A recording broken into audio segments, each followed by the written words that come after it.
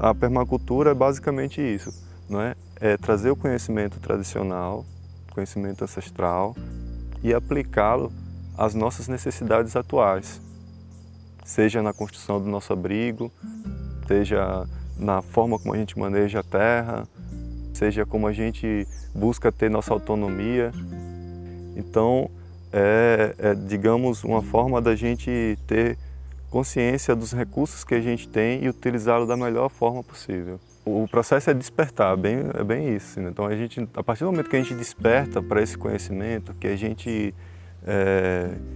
entende que ele tem uma grande importância para nós e para todos, né? Então a gente começa a ter uma vivência do dia a dia onde os conhecimentos que são válidos realmente, que a gente percebe que tem uma função positiva na nossa vida, são esses conhecimentos antigos, né?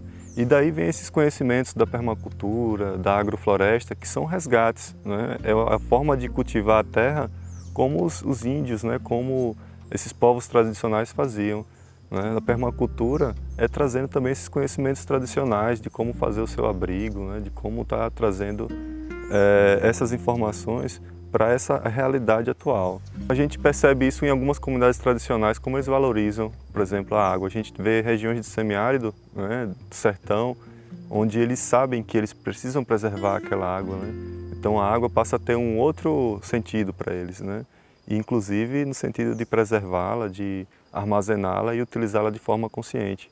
As pessoas, na realidade, elas andam assim, elas não têm essa sensibilidade em muitos casos, assim, né? Elas mesmo não conseguem, é como que não conhecesse esse outro lado, né? Esse lado da pureza, né? Esse lado energético, né? Esse processo dos ciclos naturais, né? Então, para eles, esse universo é um universo distante, né? É como que os recursos chegam de forma inesgotável, né? E a gente está vendo agora um momento de caos, de falta de água, escassez, né? E aí as pessoas estão começando a despertar para isso. As pessoas estão começando a entender que existe um mundo à parte daquele que eles veem na cidade, né? Então, por isso que a gente observa esse movimento de caminho de volta, né? As pessoas começando a experimentar uma conexão com a terra, né? E hoje você estudar a ecologia dentro de uma perspectiva de agrofloresta é você entender a ecologia humana, né? A ecologia de todos os reinos, né? Você entender a importância de um mineral, você entender a importância dos organismos, você entender como é o funcionamento das plantas, né? O processo de frutificação delas, né? As raízes, né? As redes de raízes, a conexão que tem né? Pelas raízes, pelas copas, né? A atração da fauna. Então, é uma ecologia profunda, né? É uma observação que passa. Então você não olha mais para uma floresta e vê uma paisagem, você vê um organismo vivo acontecendo ali. Então, a partir do momento que você consegue fazer essa leitura, então você vai ter segurança para você produzir o seu alimento, você vai entender o que é que o solo precisa. Ah, não precisa trazer. As pessoas acham que também fazer agricultura é muito caro, mas não é. A gente não precisa trazer muitos insumos para revitalizar um solo. Numa floresta, cada árvore cumpre o seu papel. E dentro dos princípios existe a comunicação, né? Então, assim como os animais se comunicam entre si, nós humanos nos comunicamos, evidentemente as árvores também se comunicam. São elas uma comunidade. E numa comunidade, cada uma cumpre o seu papel. E uma comunica para a outra, olha, vamos crescer, vamos frutificar, né, olha, tem uma ameaça chegando, né? Então, enfim, elas se protegem, uma cuida da outra, né? Então, cada uma tem uma necessidade e uma está atenta à necessidade da outra. Não há competição na floresta. Então, na realidade, elas tomam decisões juntas, né? Então, elas estão conectadas com o céu, estão conectadas com a terra e com o todo. Elas sabem que elas vivem em unidade, né? E essa unidade é a cooperação. Então, Dentro dos princípios da agrofloresta, a gente tem a senescência, né? A senescência é um termo emprestado da biologia. Na biologia, fala que a senescência é a morte de um organismo, de um órgão, né? Mas na agrofloresta, né, a gente fala que senescência é a comunicação entre as plantas. Então, se uma planta está entrando no período de floração, ela vai comunicar para as outras que, olha, sua floração também é muito bem-vinda nesse momento. Então vamos florescer, vamos atrair esses polinizadores, vamos atrair os pássaros, né? Vamos frutificar, né? E daí criar um ambiente de abundância, né? E elas vivem de acordo também com as estações, né? Então, quando chega no período, por exemplo, do outono, né? Elas economizam sua energia, vão se renovando, né? Vai caindo suas folhas, aquele acúmulo de energia que ela trouxe do verão, ela vai gerar o seu fruto, né? Ofertar o seu fruto, né? Os insetos vão começar a decompor com mais rapidez. Nesse momento surge vários insetos que vão lá decompor aquilo tudo. Chega no inverno, elas vão se recolher, né? Vão trazer aquela energia para elas, para na primavera elas florir, né? E no verão elas crescer e no outono ofertar o seu fruto.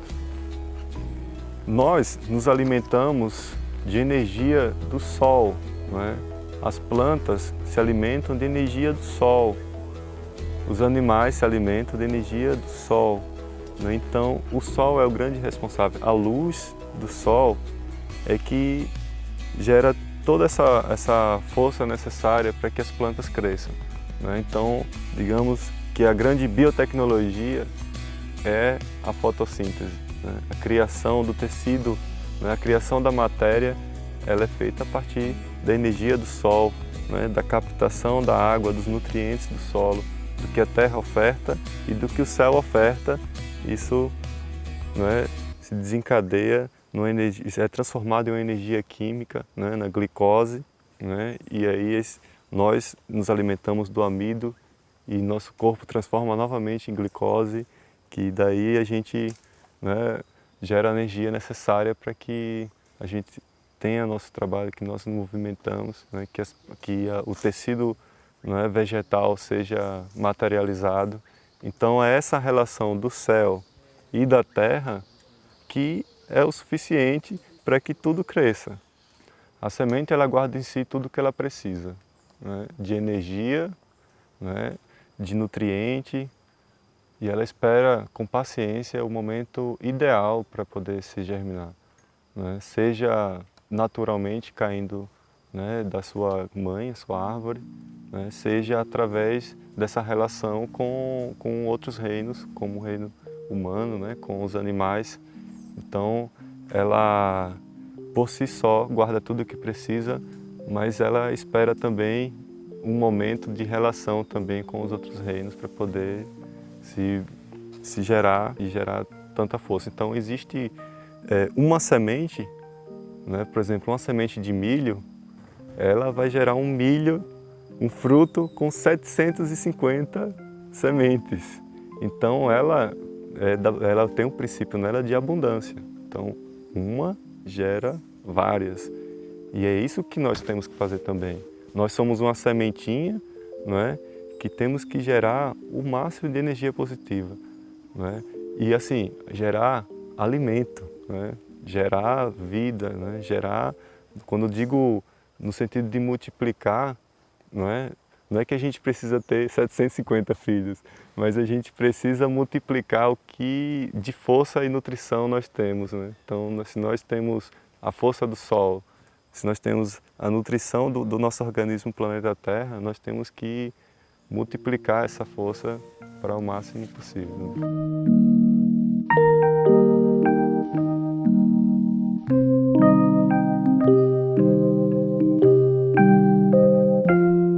É extremamente necessário, né, que a gente preserve, né, que a gente, na realidade, resgate, preserve e multiplique as sementes crioulas, né? As sementes crioulas, elas foram passadas de geração após geração, né? E com o objetivo de ter ali um valor nutricional, né? As sementes crioulas, elas são resistentes, né? Elas conseguem enfim, mesmo próximo a monoculturas, né, ela consegue se desenvolver bem e ter uma imunidade altíssima, né? E hoje a gente percebe que essa outra grande força, né, que é a força do monopólio, né, do capital, ela está querendo tomar isso, né? E isso é um grande risco para as futuras gerações, né? Então a gente precisa, nós, agora, ter esse cuidado de lutar, né, pelo direito, né, de ter essas sementes e multiplicá-las também, levá-las essas sementes para aquelas comunidades, para aquelas pessoas que perderam essa relação com as sementes crioulas, né? Então as pessoas consomem as frutas, consomem, enfim, os grãos que são híbridos, né, que não têm um poder de renovação. Então é necessário que a gente tenha nossas reservas de semente, que a gente multiplica, que saiba utilizar, guardar e ficar atento também aos movimentos que estão acontecendo com as empresas, com as grandes empresas que hoje tentam monopolizar. Hoje existem projetos de leis que tentam patentear essas sementes e tirá-las de circulação, né? Isso, tirá-las de circulação para poder colocar sementes híbridas, sementes transgênicas, né, que são, na realidade, um caminho para eles estarem comercializando seus produtos químicos, seus pesticidas, né, enfim, seus agrotóxicos, seus venenos, né? Então, se a gente for observar uma planta de um milho transgênico, ela atrai insetos de muito distante, né? Então, uma semente crioula, ela não precisa desses venenos, então eles querem tirar a semente crioula para justamente continuar vendendo seu pacote tecnológico, né, de veneno, adubo químico e uma semente com baixíssimo valor nutricional, sem sabor. O maior tesouro da humanidade, o maior tesouro da terra são as sementes e é o grande foco hoje de grandes empresas, é retirar as sementes originais do caminho, né, para que eles possam monopolizar e estar vendendo seus pacotes de veneno.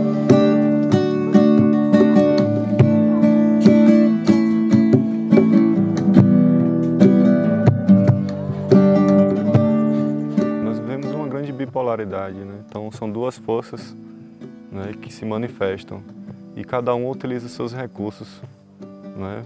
Então nós vivemos uma humanidade hoje que está num processo de cura, né? Então existe uma força que impulsiona para o crescimento, para a vida, né? Para esse cuidado com o planeta Terra, esse cuidado com toda a essência, né? E existe uma outra força que caminha no sentido contrário, né?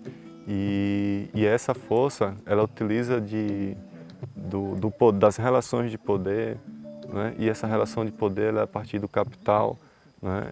Ela é a partir da extração, né, indevida, né? Extração desequilibrada do que a terra pode ofertar, né? Então as pessoas precisam entender que nós precisamos cooperar e não ficar extraindo, né? A gente vê grandes fazendeiros, né, pecuaristas, né, enfim, pessoas que por muito tempo extraíram o máximo do solo, né? E aí eles estão tendo filhos, ou seja, novas gerações, informações que estão sensibilizando eles, né? E eles estão, na verdade, colhendo um pouco, né, do que eles plantaram, né? Que é justamente esse vazio, porque eles conseguiram acumular de um lado e perderam de outro. Eles acumularam capital e perderam a sua relação com a sua grande mãe, que é a terra. E aí isso não tem como ele fugir. Então a gente, na realidade, precisa acolher, né, essas pessoas, a gente não precisa sensibilizá-las e indicar o caminho de volta.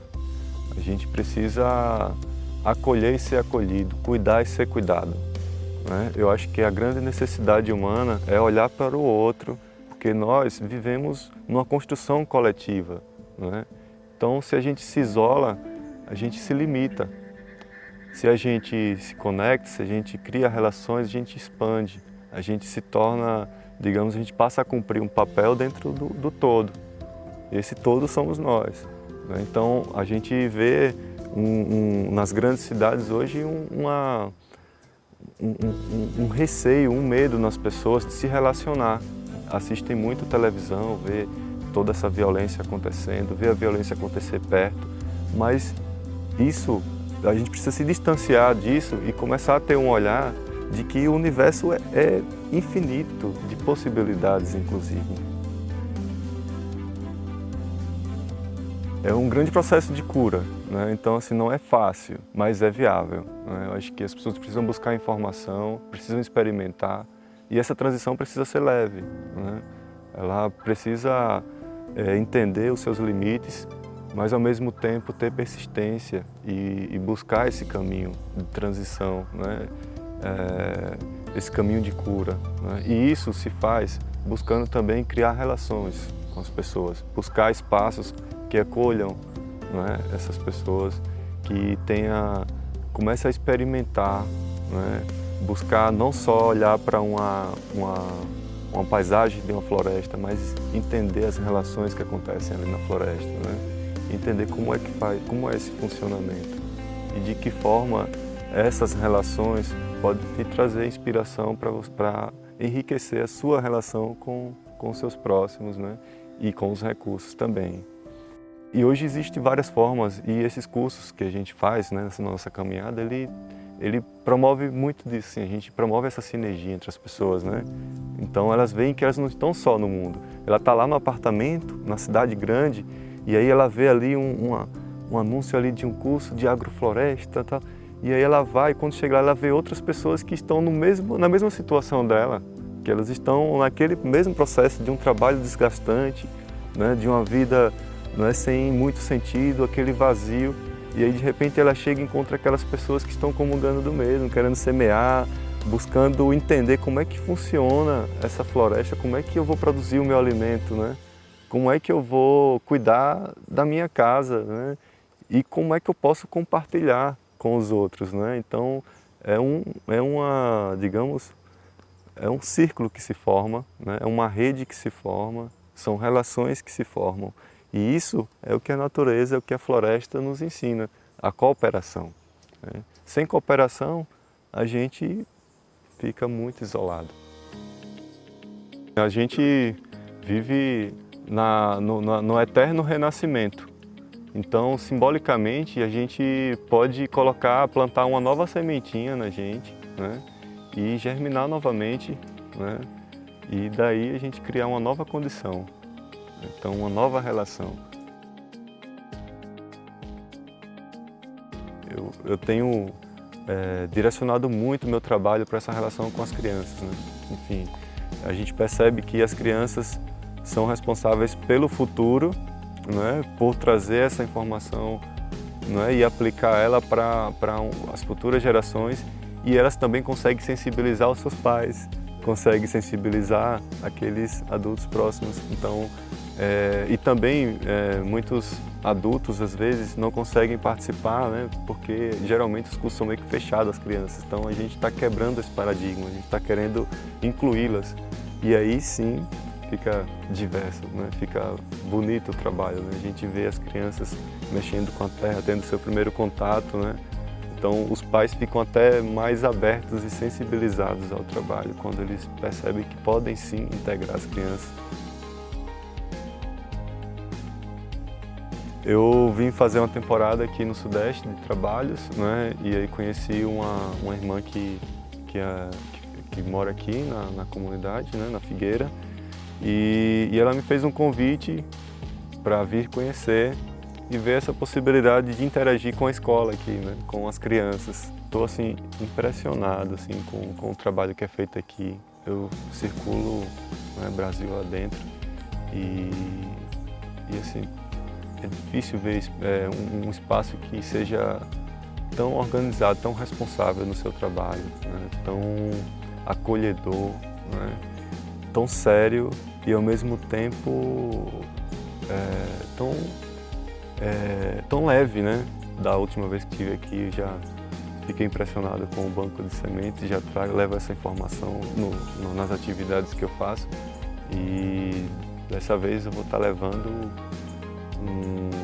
enfim, uma grande vivência que eu tive aqui, né? Essa grande troca, né? Para a minha vida, para a minha caminhada, e acreditar mais ainda que é possível. Né? É possível, né, viver, desenvolver-se humanamente, integrada com todos os reinos, né? E materializar todos os sonhos, né? Todas as ideias construtivas, né? Positivas, antenada com toda essa energia sutil, né? Trazer isso e, na prática, isso acontece aqui, né? Então, estou realmente muito encantado.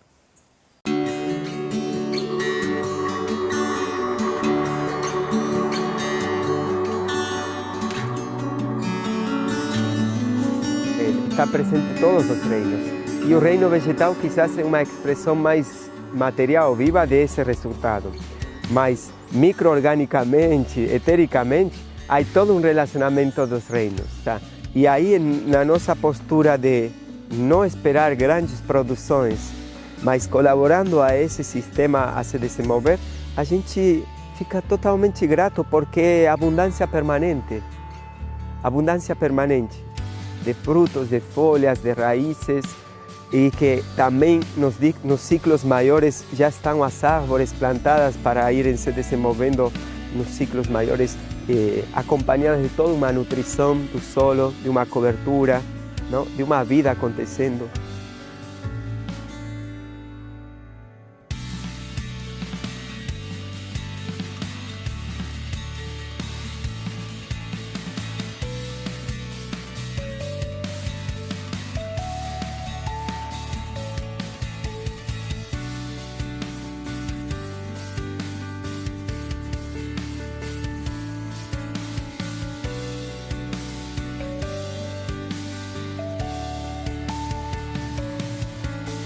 Às vezes a gente não sabe explicar-lo, não? Mas é sentimento de plenitude, de estar integrado a algo maior.